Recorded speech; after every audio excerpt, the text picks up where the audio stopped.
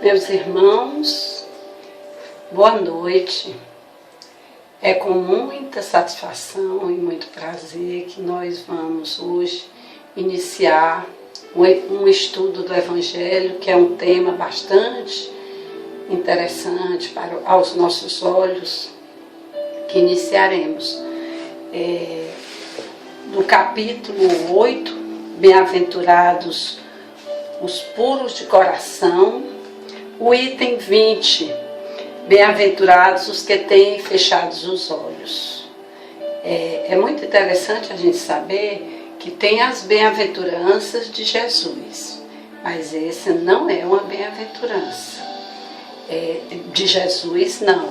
Essa bem-aventurança é mostrada pelo Vianney, o cura d'Ars, o Jean-Baptiste Marie Vianney, que é conhecido como cura d'Ars.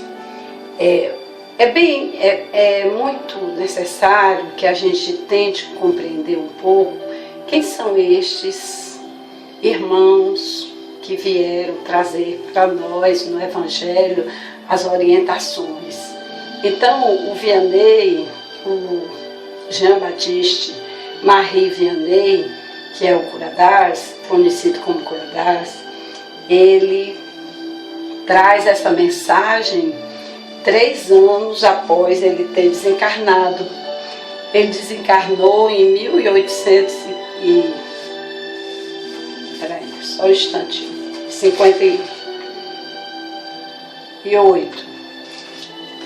1858. E ele vem trazer para nós essa mensagem em 1863. E quando ele nos traz essa mensagem, a gente vai tentar compreender o porquê dessa mensagem. Mas antes de nós compreendermos o porquê da mensagem, vejamos quem era Jean-Baptiste Marie Vianney. Ele, na infância dele, quando ele era criança, né, desde pequenino, ele era filho de pais que viviam do campo.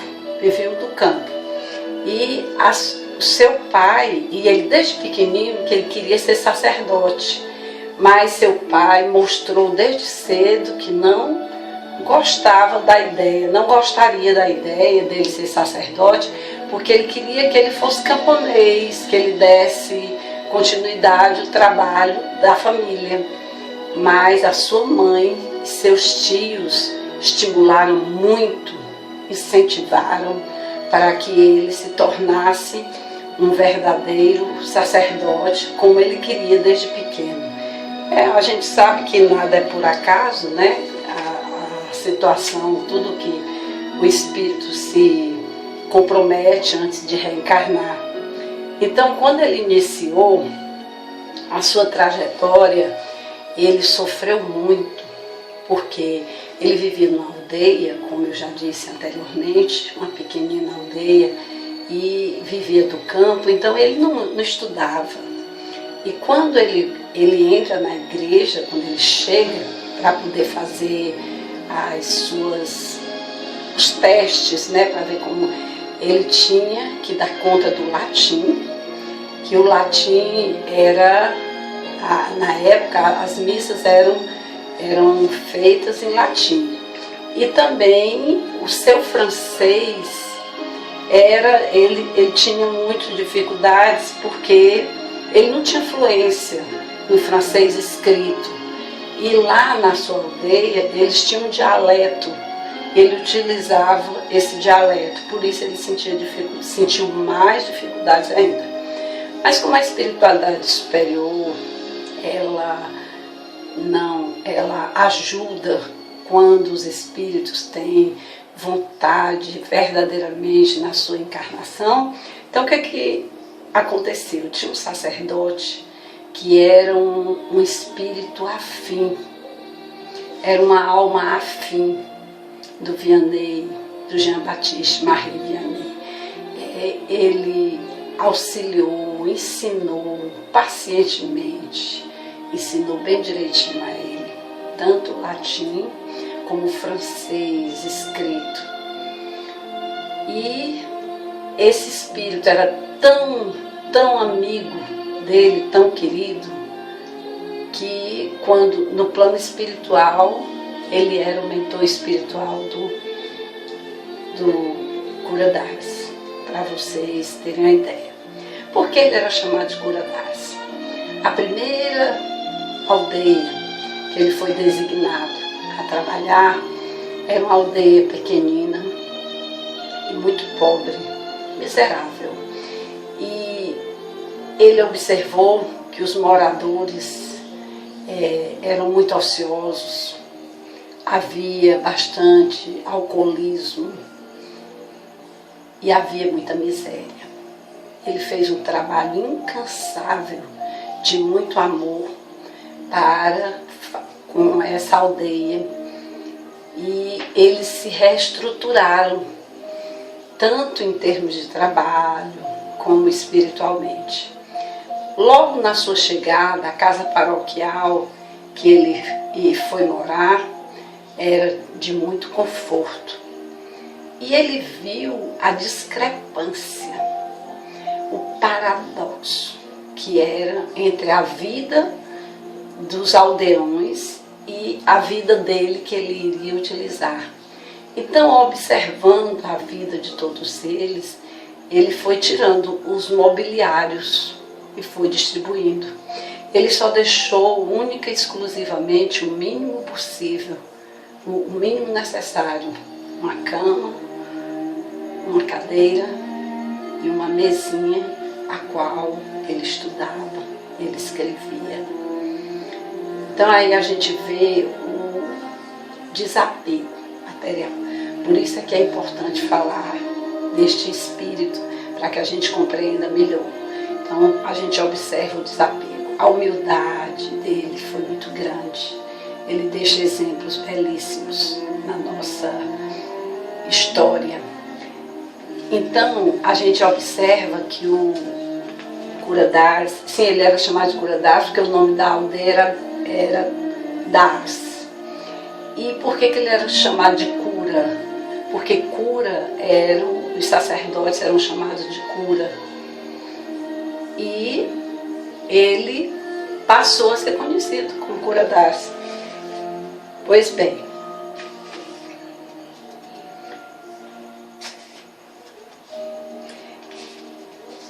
no livro dos Espíritos, na questão 258, nós vamos ver uma questão que tem a ver com o nosso tema de hoje. Ele diz assim, na questão 258, Kardec nos mostra: escolha das provas. No estado errante, antes de começar a nova existência corporal, o espírito tem consciência e previsão das coisas que lhe vão acontecer durante a vida? Aí a resposta que os espíritos benfeitores nos trazem: ele próprio escolhe o gênero de provas que deseja sofrer, e nisso consiste o seu livre-arbítrio.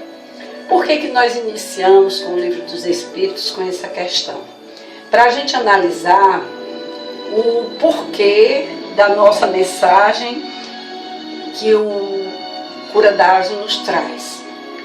A mensagem é o caso de uma jovem, uma quase criança, uma garota adolescente, que, sabendo que o Cura d'Ars, quando estava encarnado, ele curava as pessoas com a oração, com a bondade dele, ele curava. E ele desencarnado, a jovem vem pedir com a família. E o que acontece? Ele dá essa orientação porque ele enxerga mais ainda, estando no plano espiritual, a situação da jovem. Ele diz assim: meus bons amigos, para que me chamastes? Terá sido para que eu imponha as mãos sobre a pobre sofredora que está aqui e a cure? Ah, que sofrimento, bom Deus! Ela perdeu a vista e as trevas a envolveram. pobre filha, que ore e espere, não sei fazer milagres. Quando ele estava na terra, ele dizia sempre que ele não sabia fazer milagres, que milagres eram de Jesus, porque na igreja católica, e ainda hoje nós espíritas estamos estudando, estamos compreendendo o que eram os milagres de Jesus, que na verdade é algo muito mais científico, que a gente vai compreender estudando profundamente, que não é o nosso tema de hoje. Quando ele diz que ore e espere, não sei fazer milagres, ele diz, eu sem que Deus o queira, tem que Deus querer. Por que que ele fala assim? Porque ele enxerga a situação da garota. Ele sabe que ali ela está passando por uma expiação que lhe é necessária. Ainda tem isso que nós temos que observar. Porque se nós, dentro da doutrina, sabemos que se os males que nós estamos sofrendo, as dores atuais, se elas não são causas, essas aflições não são causas atuais, elas têm certamente um motivo do passado. E o Cura sabia que era do passado aquilo ali, que a situação dela, por isso que ele diz, eu não sei fazer milagres. E quando ele diz que ore, espere, ele fala para ela com muito carinho, ele, nas vossas aflições, volvei sempre para o céu o olhar e dizei do fundo do coração. E ele ensina aí uma prece para a gente fazer do fundo do coração, quando nós quisermos passar as dores que nós estamos sofrendo, quando nós quisermos parar com aquele sofrimento. Aí ele diz assim, meu Pai, essa é a prece que ele orienta, cura-me, mas faze que minha alma enferma se cure antes que o meu corpo, que a minha carne seja castigada, se necessário, para que minha alma se eleve ao teu seio com a brancura que possuía quando a criaste.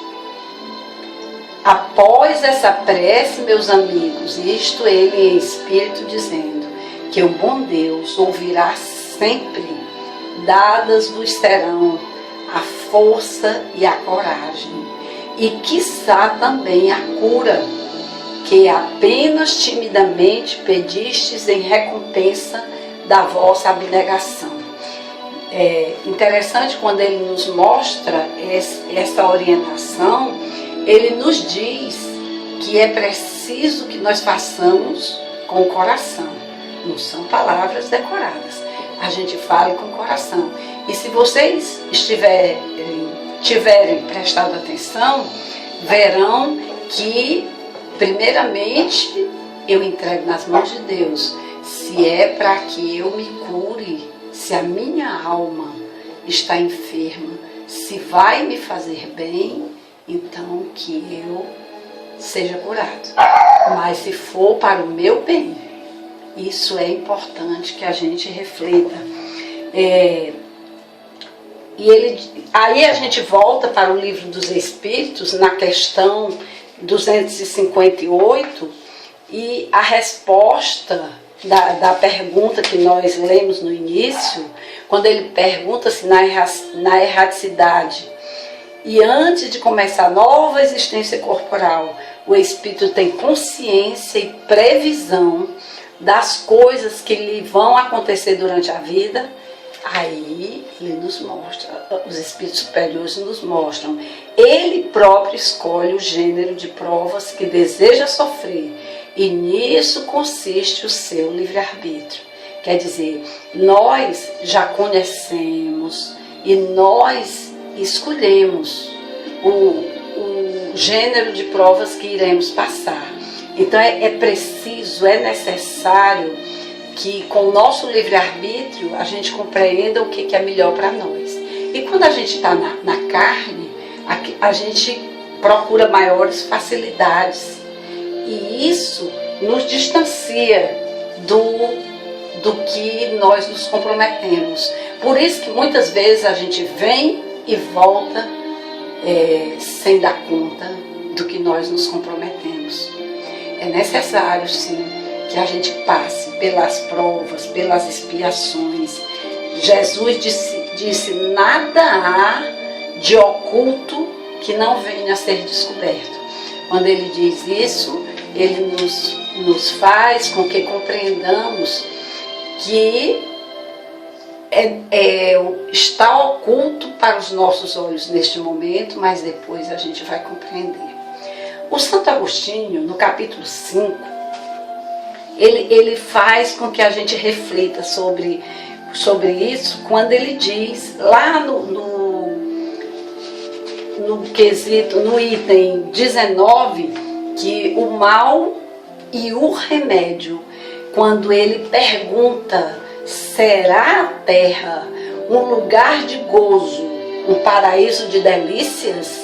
Isso é muito importante de refletir. A garota está cega e está querendo ficar bem, provisoriamente. Aí o Santo Agostinho, no Evangelho, será a terra um lugar de gozo, um paraíso de delícias? Já não ressoa mais aos vossos ouvidos a voz do profeta? Não proclamou ele que haveria pranto e ranger de dentes para os que nascessem nesse vale de dores? Esperai, pois, todos vós que aí viveis, causticantes lágrimas e amargo sofrer, e por mais agudas e profundas sejam as vossas dores, volvei o olhar para o céu e bendizei o Senhor por ter querido experimentar-vos. Olha só a fala do Santo Agostinho, como é sábia para a explicação deste momento. Ele diz, ó homens, dar-se-á, não reconheçais o poder do vosso Senhor, senão quando ele vos haja curado as chagas do corpo e coroado de beatitude e ventura os vossos dias. Então, a gente faz essa reflexão do Santo Agostinho no capítulo 5, para poder nós compreendermos e também enfatizarmos as orientações que o Cura das nos traz. Então, ele ainda diz assim, o Cura das, ele diz assim, dir-vos-ei que os que são privados da visão deveriam considerar-se os bem-aventurados da expiação. Lembrai-vos de que o Cristo disse convir que arrancasseis o vosso olho se fosse mau, e que mais valeria lançá-lo ao fogo do que deixar-se tornar causa das vossas condenações. Quando Cristo disse isso, e o Cura das vem enfatizar, ele mostra, enfatizar que o próprio Mestre nos fez essa colocação, é porque ele está enxergando. Ele vê que a jovem ali não é para o bem dela, que ela seja curada da vista nesse momento. É muito rica a explicação. O Chico Xavier, ele disse assim, a doença machuca o meu corpo, mas nunca o meu espírito, porque ele já tinha compreensão. Quer dizer, mas nós estamos falando de um espírito missionário, né, que faz esse tipo de fala. Vamos fazer uma viagem, uma pequena viagem, lá para a época do Mestre Jesus, quando o cego de Siloé, ele é curado, ele é um cego de nascença e ele é curado. Quando Jesus cura o cego de Siloé, ele usa a saliva e o barro, a areia. A saliva de Jesus tinha, como a saliva tem pitialina, nós sabemos que é totalmente diferente. É uma saliva de uma boca que nunca falou mal. Que saibamos nós, meus irmãos, que quando quisermos curar as nossas dores físicas ou as dores físicas de alguém, é preciso que nós purifiquemos a nossa boca, a nossa fala, os nossos pensamentos, as nossas atitudes, para podermos ter condições de servir. É preciso nos limparmos, trabalharmos a nossa reforma interior, uma busca contínua de melhoria para poder nós fazermos isso. Agora vamos continuar. O cego de Siloé foi curado por Jesus, era uma enfermidade do corpo. Vamos olhar era uma cegueira do corpo. Vamos olhar uma cegueira espiritual. Quando a gente se reporta a Saulo de Tarso na entrada de Damasco, quando encontra o mestre, que em forma de luz, Jesus lhe aparece e pergunta: Saulo, Saulo, por que me persegues? E ele se prosterna. Aquele doutor da lei, que era orgulhoso, que achava que estava com a verdade, quando ele encontra o mestre, ele fica cego fisicamente e descobre que estava cego espiritualmente, que passa a partir de então a enxergar com nitidez os passos do Cristo, os ensinamentos do mestre, a luz maior do planeta que nos traz as bênçãos da compreensão dos seus ensinamentos. E Paulo, logo em seguida, que ele passa a ser Paulo, ele compreende a importância de tirarmos a cegueira do nosso espírito, de nos tornarmos, tornar nossa visão lúcida, clara, através do amor do Cristo. Pois bem, no livro O Céu e o Inferno,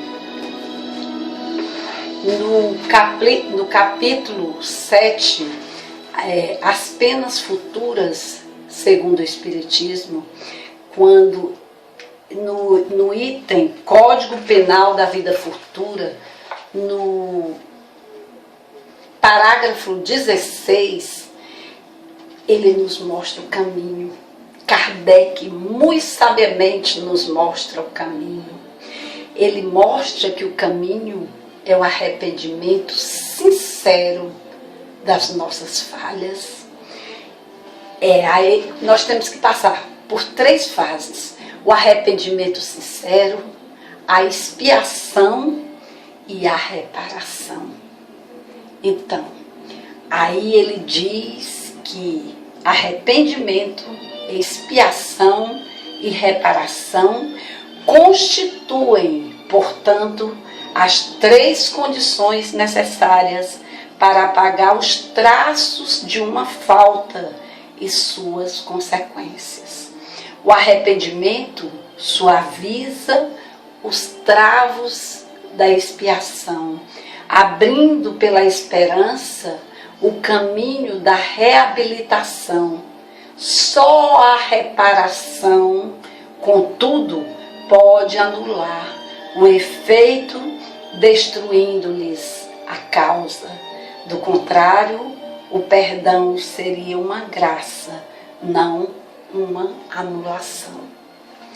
É muito rica essa fala no céu e inferno para a gente compreender quais são os passos que nós, espíritos, ora na erraticidade, ora no plano físico, precisamos dar para podermos organizar as nossas falhas morais, nos melhorarmos, nos burilarmos. Então, está no livro Céu e Inferno, no capítulo, na primeira parte, no capítulo 7, as penas futuras segundo o Espiritismo, no Código Penal da Vida Futura, que nós sabemos que são muitos os capítulos, vai até o 33º, eu só peguei somente como um pequeno recorte, para a gente estudar qual é o caminho. São 3, o arrependimento, a expiação e a reparação.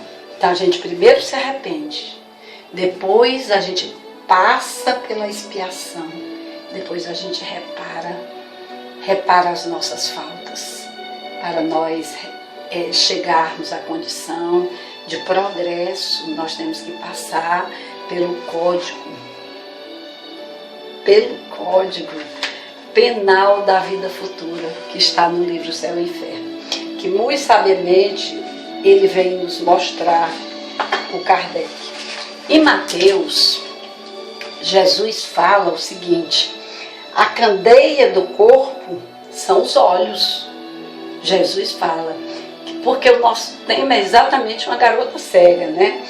Se teus olhos forem bons, todo o teu corpo terá luz. Se teus olhos forem bons, todo o teu corpo terá luz. Porque o teu corpo vai servir para ajudar, para cuidar, para caminhar 2000 passos com Ele, que te pediu para caminhar 1000. Teu corpo será útil, porque os teus olhos são bons. Porém, se os teus olhos forem maus, todo o teu corpo será tenebroso. Se, portanto, teus olhos forem trevas, quão grandes serão as tuas dores. A semeadura, ela é facultativa. A colheita é obrigatória.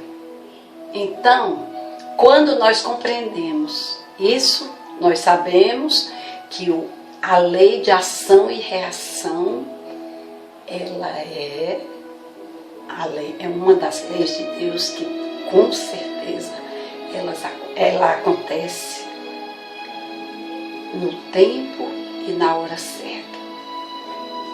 Meus irmãos, neste momento em que nós estamos findando o nosso estudo de hoje, nós vamos só fazer uma pequena fala da nota do item 21, quando ele diz que quando uma aflição não é consequência dos atos da vida presente, deve-se-lhe buscar a causa numa vida anterior. Então, nosso estudo de hoje foi para mostrar a compreensão das nossas aflições, de como nós precisamos passar por elas, e o que Francisco de Assis fazia de forma tão sábia quando ele agradecia a Deus pela irmã Dor, porque ela é quem me ensina a seguir e a melhor viver. Que a paz do divino amigo Jesus, o doce Rabi da Galileia, se faça presente em nossos corações para colocarmos em prática o Evangelho de Jesus. Meus queridos irmãos, ficai na paz do Senhor.